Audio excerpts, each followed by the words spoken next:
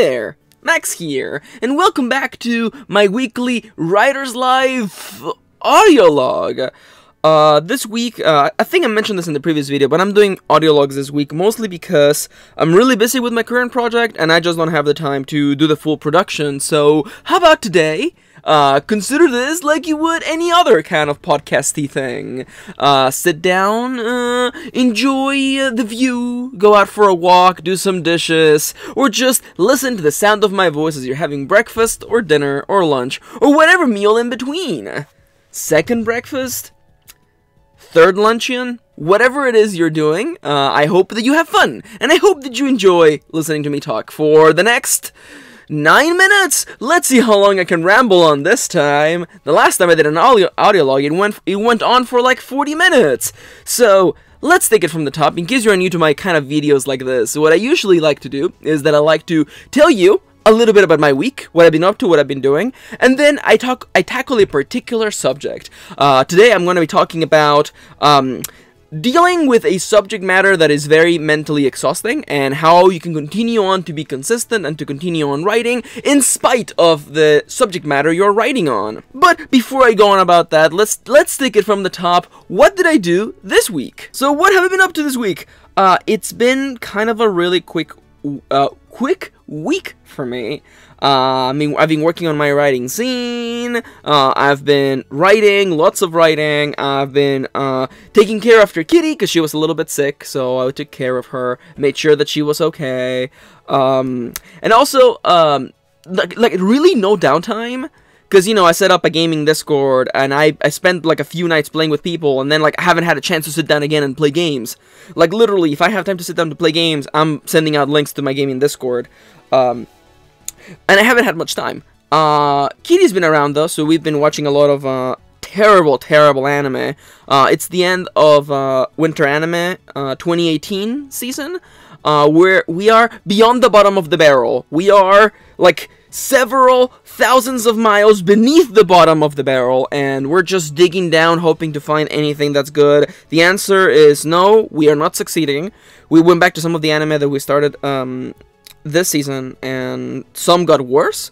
In case you're wondering, Max, why were you guys watching anime? Aside from enjoying it sometimes, whenever anime is not a mistake, we have a channel called Dango Duo, where we talk about anime, and we play games and stuff. And we like to do, like, 2 editorials every week, so we reacted to anime. There was some really bad stuff recently. By the time this goes up, no, on the same day this goes up, we have a reaction. I think, yeah, it should be a reaction to Darling in the Franxx, episodes 2 and 3. Jesus, that anime is bad. We spent a whole hour tearing apart the badness in that show. And someone out there may be wondering, well, guys, do you really just enjoy tearing apart bad anime? And I've said this before and I'll say it again. I point out the good things in storytelling when I see it, and I point out the things that are bad in storytelling. And anime, sometimes when it's good, it's really good, and when it's bad, it's really bad, pandering garbage. But that's fine. Kitty and I are here to point out all the faults in it, and to supply ideas as to how it could have been better.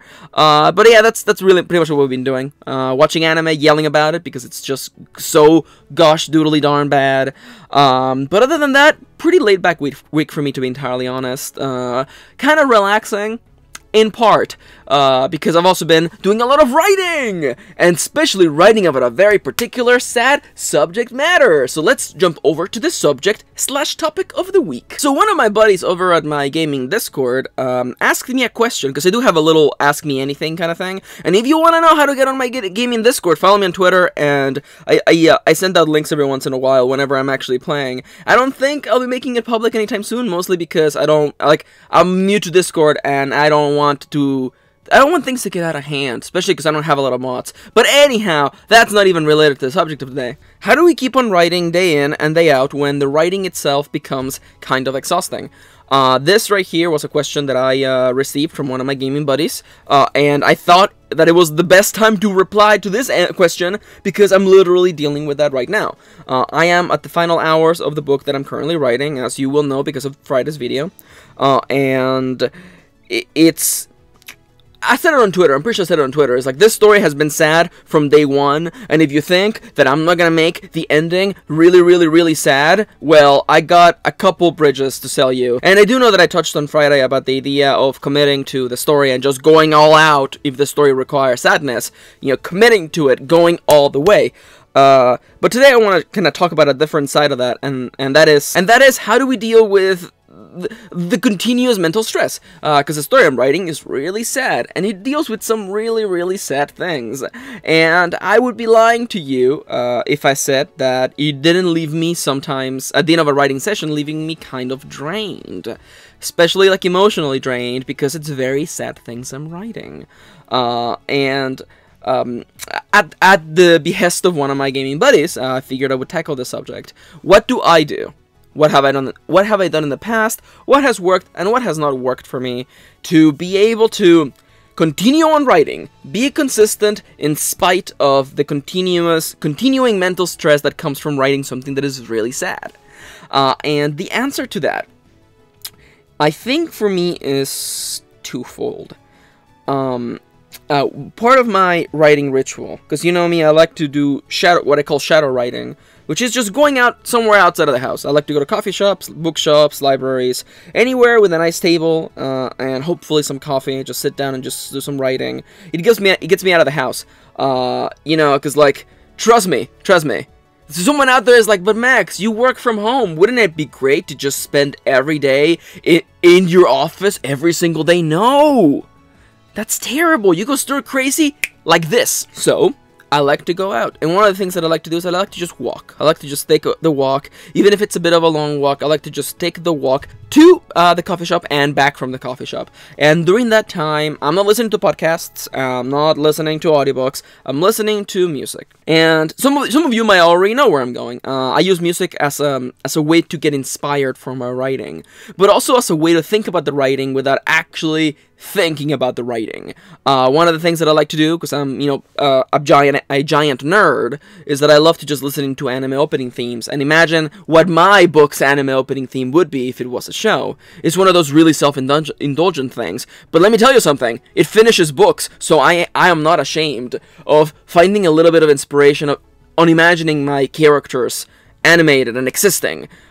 It gets me to finish books, so I am not ashamed of it at all. And I do that. That helps a lot. Mostly because I'm not imagining the sad ending. I'm imagining the hypest, most exciting, like, vertical slice of the story, which is usually what you get in an anime opening theme. It shows you the most exciting bits, the most interesting bits. And I listen to the music, I think about them, I remind myself, yeah, I love these characters, and this world is fun. Even though the subject matter is really sad, the story itself has been fun to write. And I really do enjoy spending my walks, going to my local coffee shops and back from my local coffee shops, thinking about the story through music. Because it would be so easy, it would be just so incredibly easy to get super focused on the mental stress, to get super focused on the feelings and the sad, I guess, unfortunate, bad sensations that our writing makes us feel sometimes, or just being emotionally drained. And I find that, you know, as I walk and I kind of enter this meditation-like state of thinking about my story, imagining the characters in the field of my imagination, even as I'm walking, I find it very therapeutic. I find it very relieving, because I'm thinking about my characters. I'm reminded of why I like them, of why I find them interesting. But I'm not thinking about the elephant in the room. I'm not thinking about the next scene I have to write. It's just a matter of decompressing. It's almost really, you could say, like how shows have opening and closing themes, and how these kind of work as the moment to get you excited and the moment to get you out of the show. The opening theme to get you hyped, and the closing theme to help you walk out of the story, even if it's just for this week. Now, that's not the only thing I do. The other thing, and it's a very straightforward thing, but I think that coming in with the right mentality is the key to success, and what I'm trying to get at is that when you're home, or when you're done writing, you stop thinking about writing. Stop thinking about writing. Work hard, relax hard. Have personal goals that you're working towards. Have books, movies, shows, games that you're reading.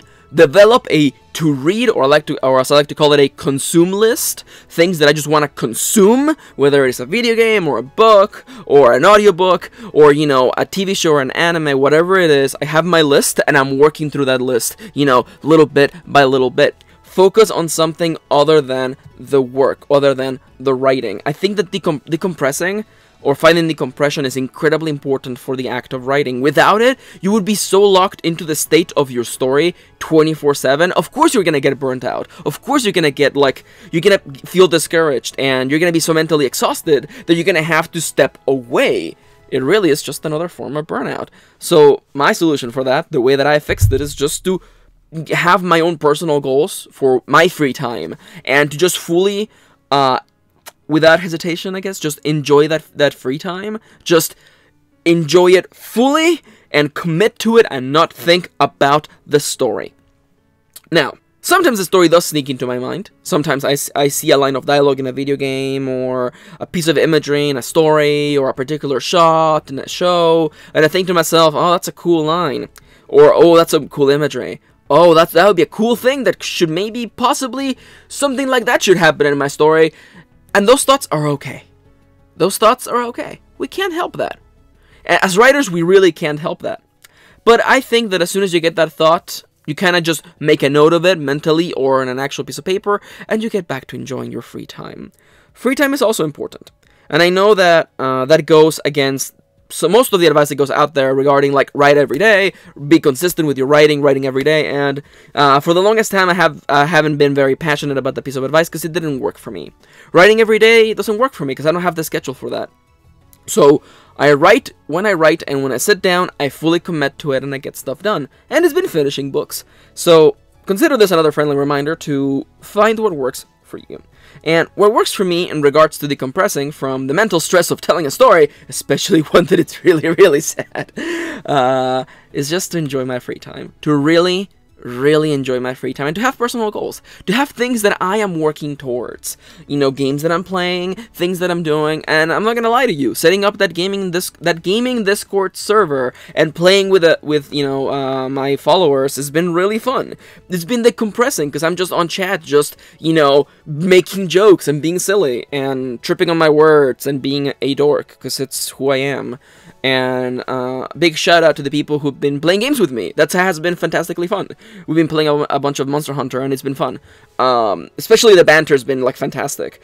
And it's, again, it's little things like that to get us away from the mental state of the story. So thank you, people of my gaming Discord, for without you realizing, you're helping me tell more stories, and I appreciate that. But yeah, in summary, things that help me step away from the mental stress of writing a book is to use my time walking as a sort of meditation, and listening to music and focusing on what I love about the story. No matter how hard it is, no matter how sad, depressing, dark, or overwhelming a story may seem, remind yourself of why you started that journey and keep on writing.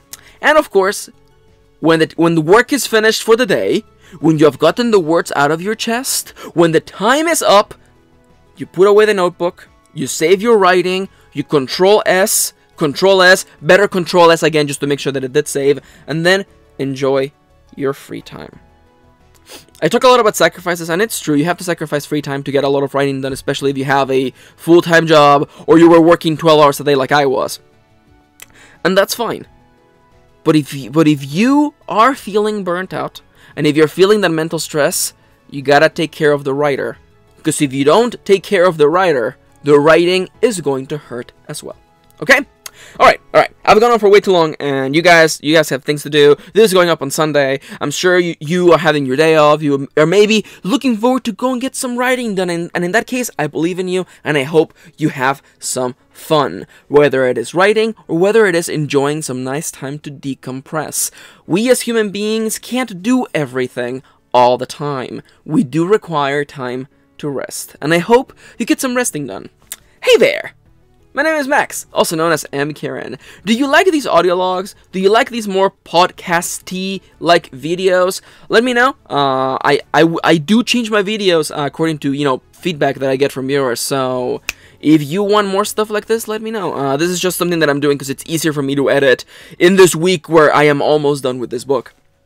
I'm really busy, going everywhere, and, you know, with Kitty sick, and we were taking care of other things, and visitors, I'm real busy, so I hope you don't mind. As always, I'm Max, also known as MKaren. You can follow me on Twitter, at Mr. Karen, for writing advice, inspiration, and whatever writing jokes I'm doing. And of course, if you enjoy my content, please consider pledging to my Patreon page. Patreon.com/MKaren is the #1 way to support me and what I do. As little as $1 a month gets you to watch my Friday and Sunday videos a week before they go live on YouTube, and that's pretty cool. You can go watch next week's videos right now. And of course, if you pledge a little more, you can get things like my super duper secret podcast, The Secret Life of Max, my physical writing scene mailed to you every month, and of course, a shout out like the following people. Hey there, guys. Thank you so much for your support. You're making this possible, and we are at the precipice of a book being done, and you know what that means. That means that relatively soon, I'm gonna get back to the book I wrote before this one. It's gonna get edited, it's gonna get finished, I'm gonna start getting that moving, and then we'll finally have a book out again. The worst part is that, like, books take a long time to write, and I have, like, 2 books that are finished that are waiting on standby for me to catch up to them. So, now that I have, like, 3 books finished now, we can finally get back to a steady release schedule. Yes! It's gonna be so good. I'm gonna have books out again. It's gonna be the best. You guys are gonna get to read my newest writing. Cause listen. Raven's Gem and Sophie and Justine, they're good. They're good books. They're good books, okay? I like them. I can't read them anymore because my writing has improved so much since then. But you know what? It's fine. Hey there, everybody. I'm going long. I know. It's hard to end these videos because I can't just, like, look at you and be like, I'm proud of you, and you're awesome, and I know you will keep doing good things.